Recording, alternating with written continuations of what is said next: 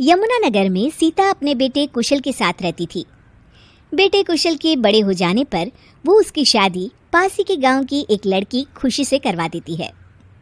बहू, तुझ जैसी खूबसूरत बहू तो इस पूरी सोसाइटी में किसी की नहीं। बस अब तू इस घर की सारी जिम्मेदारी उठा ले तो मेरी चिंता खत्म। ये ले इस घर की चाबी, अब से ये तेरे हवाले।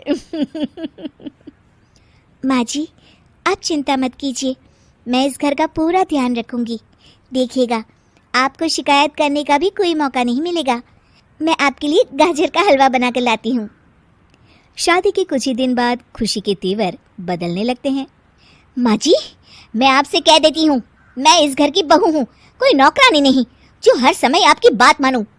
बहू, मैं तो बस ये कह रही थी कि तू हर समय फोन पर ये किससे बात करती रहती है।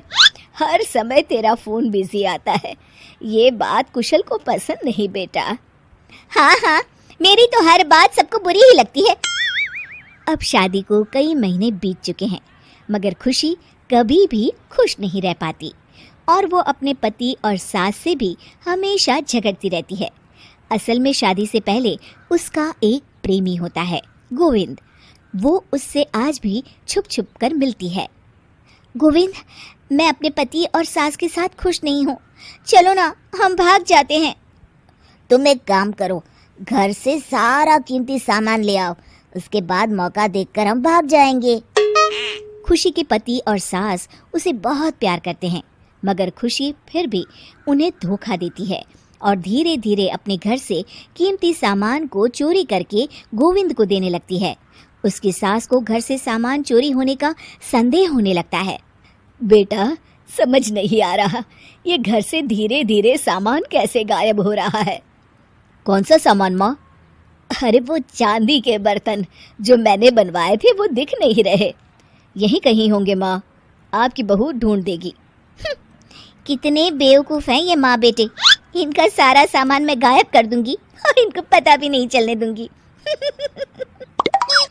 और इस तरह से धीरे धीरे खुशी घर का सारा कीमती सामान चोरी करके गोविंद के पास रखवा देती है और कुछ महीनों बाद उनके पास बहुत कीमती सामान इकट्ठा हो जाता है और दोनों भागने की योजना बनाते हैं।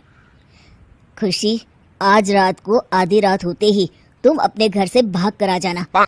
मैं गांव के पुराने बस स्टैंड पर तुम्हारा इंतजार करूंगा। ठीक है। खुशी अपने कपड़े और गहनों की पोटली बांधकर पुराने बस अड्डे पर पहुंच जाती है और देखती है कि वहां तो कोई भी नहीं है। खुशी कुछ घंटे वहीं खड़ी रहती है और फिर गोविंद के कमरे पर जाती है। वहां पर भी बड़ा सा ताला लगा होता है। हे भगवान, कहीं गोविंद मुझे धोखा देकर भाग तो नहीं गया। अब मैं क्या करूंगी? खुशी फूट फूट के रो रही होती है। तभी पीछे से उसका पति सारे गहनों की पोटली लेकर आ जाता है। आप यहाँ?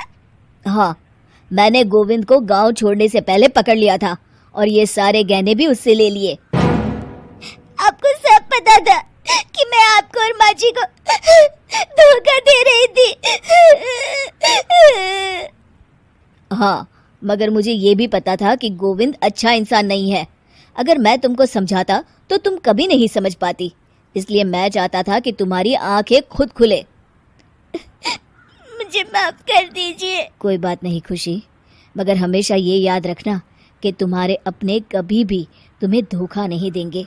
माँ और मैं तुम्हें बहुत प्यार करते हैं और हम दोनों चाहते हैं कि खुशी खुशी खुशी हमारे घर रहे, क्योंकि तुम ही तो हमारी खुशी हो। हाँ, मैं आज के बाद आपको और माँ जी को कभी निराश नहीं करूंगी।